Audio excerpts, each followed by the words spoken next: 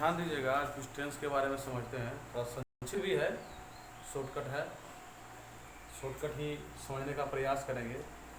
या टेंस 3 प्रकार के होते हैं, प्रेजेंट, पास्ट और प्रत्येक टेंस के 4 भेद होते हैं। इंडिफिनिट, इम्परफेक्ट या जिसको कंटिन्यूअस बोलते हैं, परफेक्ट और परफेक्ट कंटिन्यूअस। और पहला इसी कड़ी में पहला टेंस होता है प्रेजेंट इंडिफिनिट टेंस। पहचान के नियम है कि हिंदी वाक्य के अंत में उसके क्रिया के साथ ता है, ती है, ते है लगा हुआ रहता है। तो उसका रूल है, अगर पहला सिंपल में हो तो सब्जेक्ट प्लस V1 या V5 प्लस ऑब्जेक्ट। तो V1 हम लगाते हैं थर्ड पर्सन सिंगुलर नंबर को छोड़ करके सब में V1 लगता है, केवल थर्ड पर्सन सिंगुलर नंबर में V5 का प्रयोग होता है। जैसे ही, सी, इट, कोई नाम हो या कोई भी, उसमें हम V5 का प्रयोग करते हैं। और प्लूरल नंबर अगर आ जाए, जैसे काज, डॉग्स, राम एंड श्याम इत्यादि, उसमें प्रयोग होता है V1 का। ऑब्जेक्ट कर्म करते हैं जिसमें क्रिया का फल पड़े, तो सब्जेक्ट प्लस V1 या प्लस ऑब्जेक्ट। दूसरा रूल है नेगेटिव सेंटेंस के लिए, सब्जेक्ट प्लस डू या does plus not plus V1 plus object. ध्यान देना है, थर्ड पर्सन सिंगुलर नंबर के लिए ही, सी, इट, नेम के लिए डज का प्रयोग करेंगे और बाकी सबके साथ डू का प्रयोग करेंगे।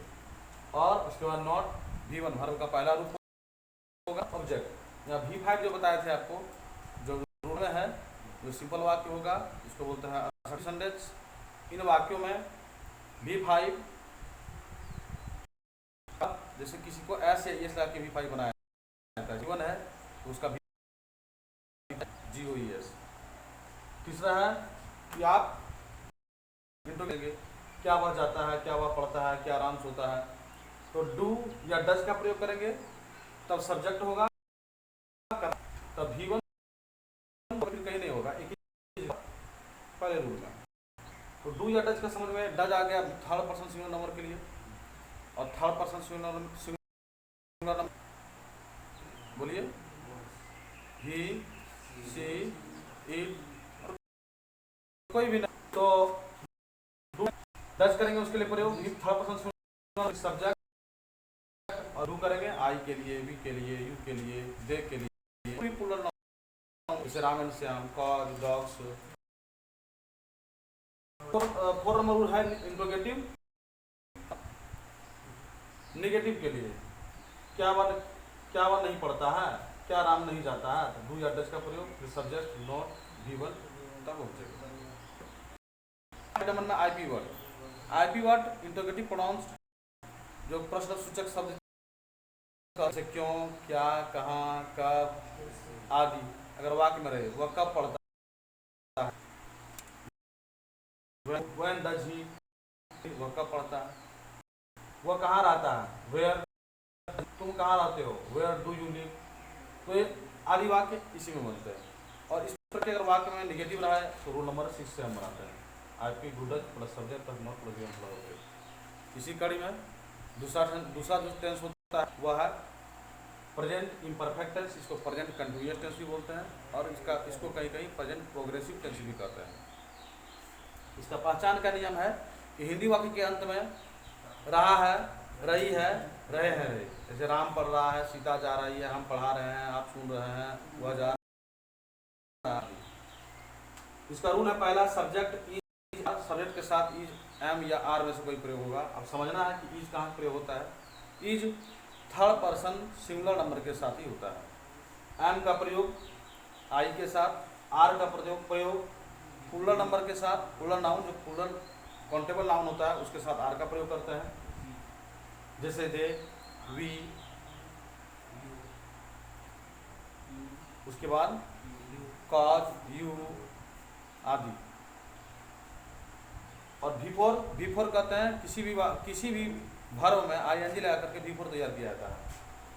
उसके बाद ऑब्जेक्ट, जैसे कि वह जा रहा है तो ही इज गोइंग, मैं पढ़ रहा हूँ I am रीडिंग,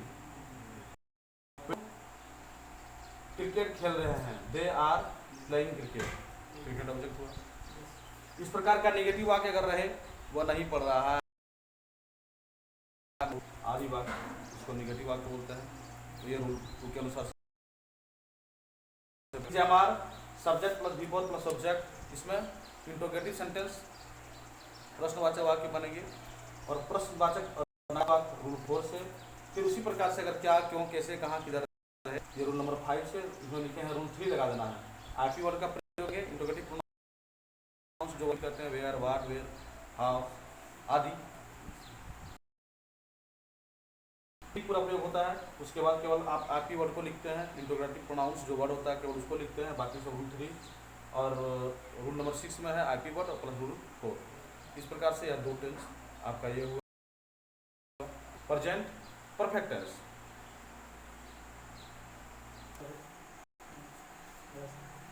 अब हम लोग प्रेजेंट परफेक्ट टेंस को समझें। इसके पहचान के नियम है हिंदी वाक्य के या है, ई है, ये है, चुका है, जैसे वह पढ़ चुका है, राम गया है, वह पटना गया है, तुम खा चुके हो आदि। आने के रूल हैं पहला है विक्री और ऑब्जेक्ट,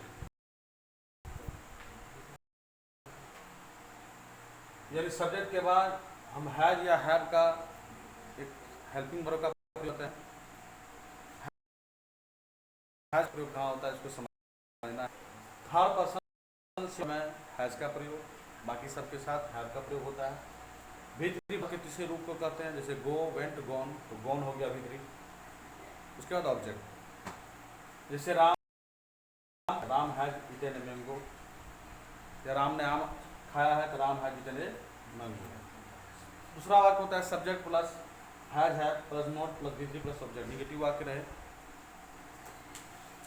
उसको इस प्रकार से बनाते हैं। याद रखना है इस टेंस में, प्रेजेंट परफेक्ट टेंस में हमेशा सभी रूलों में भीतरी का ही प्रयोग होता है, कहीं भी वन का प्रयोग नहीं होता है। एग्जाम में आपको यही पूछता है, केवल एक फिल इन द ब्लैंक्स में दे देगा, क्या भराएगा, ऑप्शन में रहेगा V1, V2, V3 सब V4 सब रहेगा। आपको देखना है कि भाई अगर हैज हैव का प्रयोग हुआ है, केवल हैज हैव का हुआ है, इसके साथ बीन अगर नहीं लगा हुआ रहे, केवल हैज हैव प्रयोग रहे, तो हैज हैव के साथ में भीतरी ही होगा। ठीक है। तीसरा रूल है has have plus subject plus भीतरी प्लस ऑब्जेक्ट, इंट्रोगेटिव वाक्य बनेगा। जैसे क्या तुम खा चुके हो, हैव यू ईटेन, क्या आपने नहीं खाया है, have you not eaten.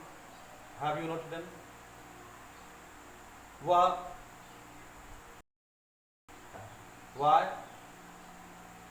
Has he not eaten, तुम बाजार क्यों नहीं गए, तुम बाजार क्यों नहीं गए हो, है ना। या वह क्यों नहीं पढ़ चुका है आदि वाक्य रहे, नहीं भी रहे और इंट्रोगेटिव प्रोनाउंस भी रहे, क्या, क्यों, कहाँ, किधर, कब, कैसे आदि रहे, इसको हम इन दोनों रूल से अपना ध्यान देना है। निगेटिव वाला रहे, अगर नकारात्मक वाक्य रहे, नहीं का प्रयोग हो तो रूल 6 अन्यथा रूल 5। इस प्रकार से यह टेंस को भी आप समझ चुके हैं।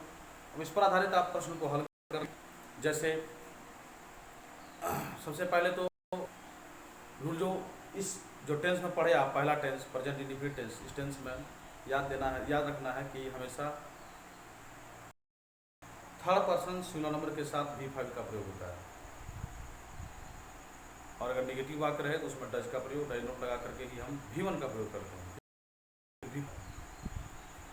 दूसरा वाक्य जो पढ़े, दूसरा टेंस जो पढ़े वह इज एम आर का प्रयोग है, रहा है, रही है, उसमें V4 का पढ़ा और सभी वाक्यों में V4 का प्रयोग होता है।